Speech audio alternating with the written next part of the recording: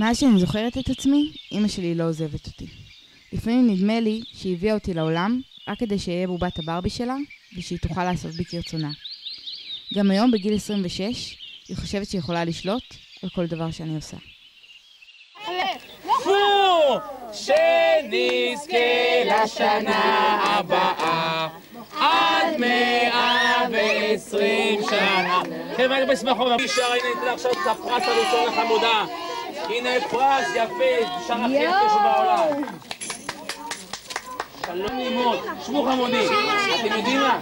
אני חושב זהו, מספיק. ועכשיו אני הולך להביא את הכדורים. זהו. מה אתם עושים לי פוצי ושמוצי? שיר שקבי. בואו נעשה כולם בלון גבוה. חד שבשה. הופ! ולמטה. שיר, אתה ראית את זה כי אורי שר פה? באמת.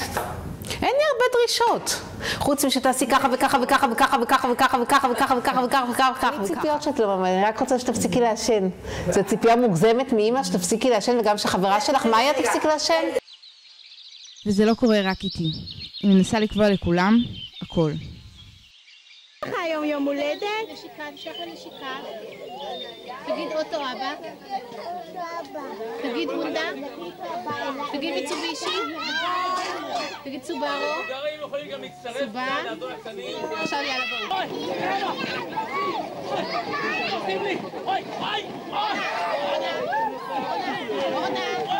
נגמר לי הדלק.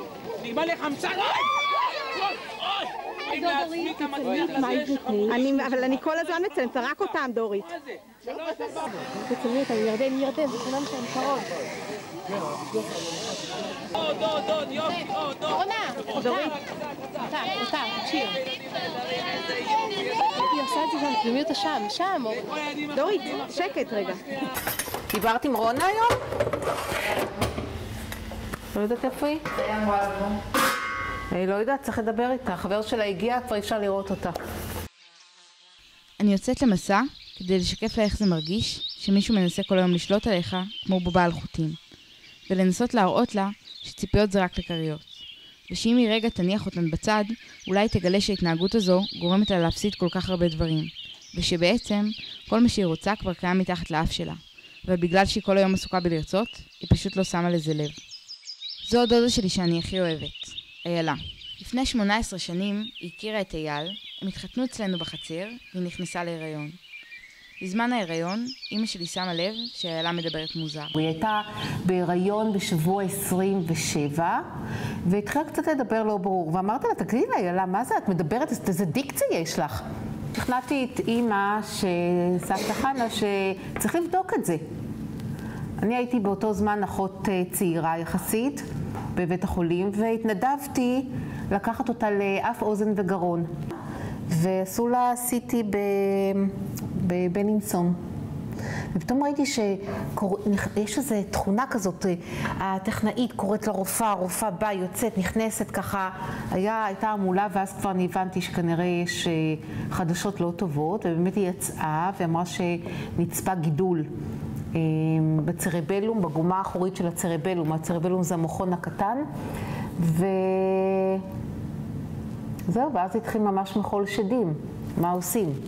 לנתח, לא לנתח, להפסיק את ההיריון, היא הייתה בהיריון, להפסיק את ההיריון, להמשיך את ההיריון, אפשר לנתח עם הריון, אפשר לנתח בלי הריון, ואז היא נותחה תוך כדי הריון. היא לא דיברה יומיים אחרי הניתוח, והיינו מודאגים, אז אמרו, לא, אל תהיו מודאגים, היא תדבר. יש כמה ימים אחרי הניתוח, יש בצקת, היא תקבל סטרואידים, ובאזור ניתוח תרד הבצקת, ואז היא תתחיל לדבר. היא ילדה, אני ילדתי אותה, זכות גדולה. אחרי שאילי בן דוד שלי נולד, איילה ניסתה להשתקם. אבל עד עצם היום הזה לא חזרה לעצמה. ואף אחד לא מוכן להודות בזה, אבל כנראה שהיא גם לא תחזור לעצמה לעולם. כולם כבר התייאשו. הבינו שאיילה בעיקר צריכה שיעטפו אותה בחום ואהבה, לא שירדפו אחריה לעשות דברים. אבל אמא שלי, היא לא מוכנה להרפות. וכמו כולם, גם את איילה היא לא עוזבת. גם אחרי 16 שנה. אהלן! היי מותק! תגידי לי, בא לך לשבת על המכונת מסאז'? בא לך לשבת על המכונת מסאז' שהיא ממריצה את מחזור הדם? לא? ישבת עליה בזמן האחרון? לא. חבל, אבא קנה לך אותה, הוא כל כך רצה שזה יעשה לך טוב לגוף. עמדת היום? מצוין, כל הכבוד. כמה פעמים עמדת? 4? זה טוב מאוד. שיר טוענת שאני צריכה לרדת ממך, להפסיק לנג'ס לך, ושאת צריכה לעשות מה שאת מביאה, שזו בחירה שלך, ושלא מה שאני חושבת שזה נכון לחיים שלך, זה באמת נכון.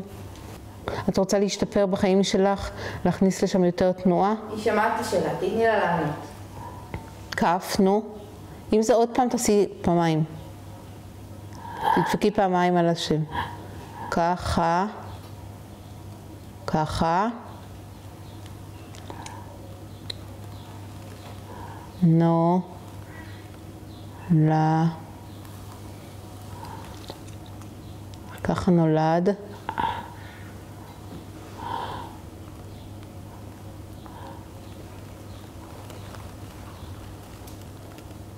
תי.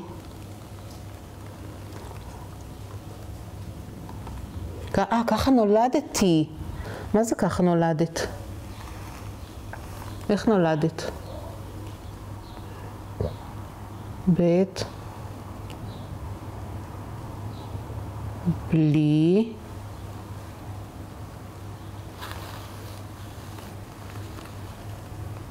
בלי.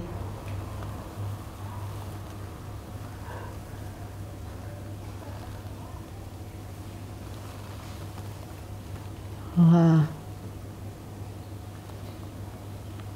בלי רצון? נולדת בלי רצון? בלי כוח רצון? את חושבת שאת נולדת שזה משהו מולד שאין לך כוח רצון? מי הכניס לך את זה לראש? זה לא נכון. מי הכניס לך לראש שאת נולדת בלי כוח רצון?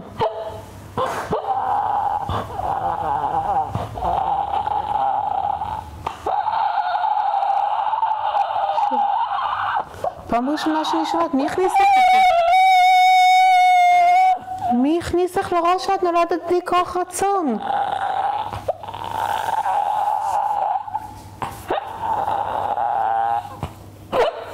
מי הכניס לך לראש? זה טעות. זה טעות לחשוב ככה.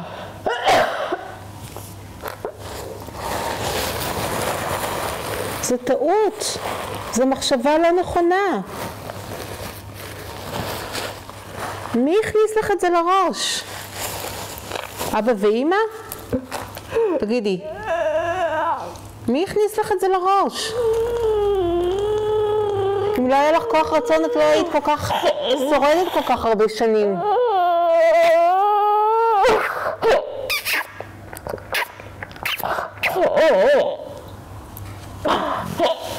איילה.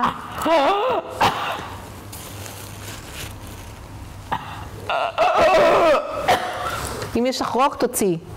אם יש לך רוק, תוציא. תוציא. בתפיסה שלה, את יודעת, איילה, שזה כנראה מהילדות, הכניסו לך לראש. את הבנת שאת, אין לך כוח רצון ואין לך יכולת. אבל זאת מסקנה שהיית קטנה, אימצת לך אותה, ואין לה כל יסוד. שיר צודק.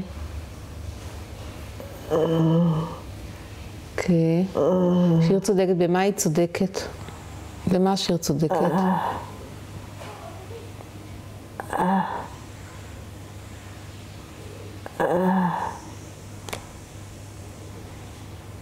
במה שיר צודקת? שזו בחירה שלך לחיות ככה? אוקיי. ואת חושבת שאת יכולה לבחור אחרת? שאת רוצה לבחור אחרת?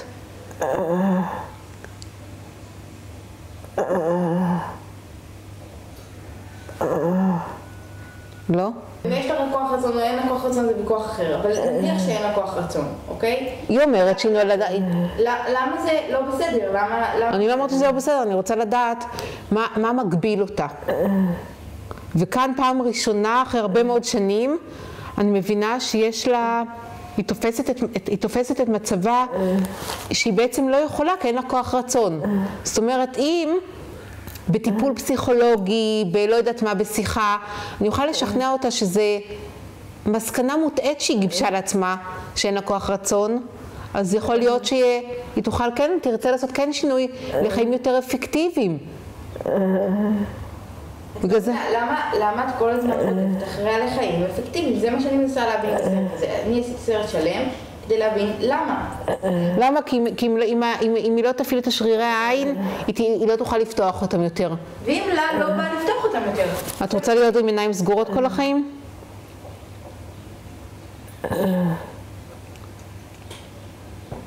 לא, והיא לא יודעת את זה, היא לא למדה בבית ספר לאחיות, והיא יודעת שאם היא לא תעשה את זה יום-יום, זה הפונקציה. 16 שנה לא הסברת לה את השלכות של מה שעושה? הסברתי לה את זה. אז היא הקשיבה לזה כאן פעם אחת, נכון?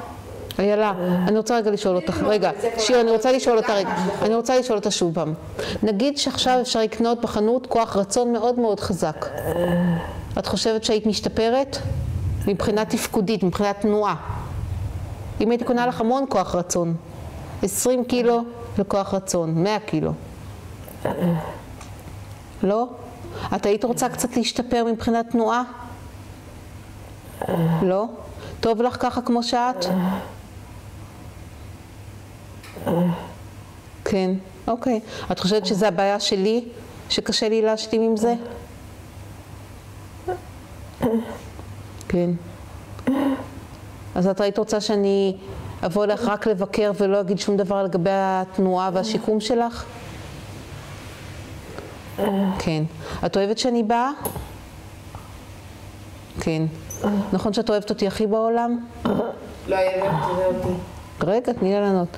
נכון שאת אוהבת אותי הכי בעולם?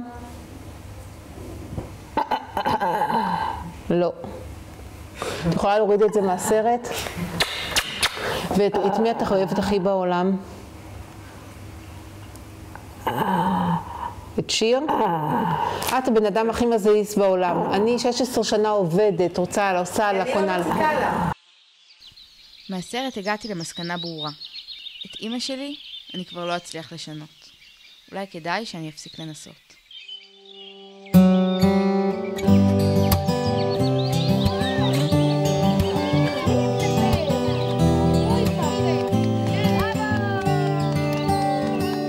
שמרי עליי מערפל בודד, מרגש מתחבט, מגאוות הלב. ובאשר אהיה חדור שמייך, אמציא אותי אלייך, עטוף במילותייך. ובעודי שותק ארצה בחיוכך, לבטח אז אומר לך, אל תעזבי אותי בחושך, אל תחבי לי את האור. אני צלול, אני שיכור, בחולשתי אני גיבור. אל תשכחי אותי בשקט, השקי ניסות גשמי מזור, עד שהפחד יעבור, ובחסדך אהיה גיבור אני. אהיה גיבור. שמרי עליי משקר מסופה, מהשקפה שפופה ומדמעה כפופה. חזרי עליי סמוקה מתקתקה, באמונה שחוקה מכל המועקה. וביושבי מולך ארצה בחמלתך, לבטח אז אומר לך, אל תעזבי אותי בחושך, אל תחבי לי את האור. אני צלול, אני שיכור, בחולשתי אני גיבור. אל תשכחי אותי בשקט, השקי ניסות גשמי מזור, עד שהפחד יעבור, ובחסדך אהיה גיבור אני.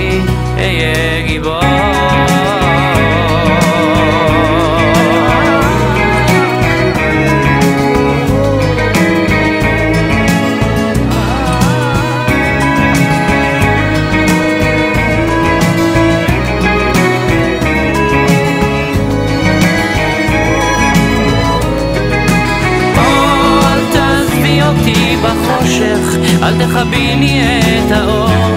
אני צלול, אני שיכור, בחולשתי אני גיבור. אל תשכחי אותי בשקט, השקי ניסות גשמי מזור, עד שהפחד יעבור ובחסדך יהיה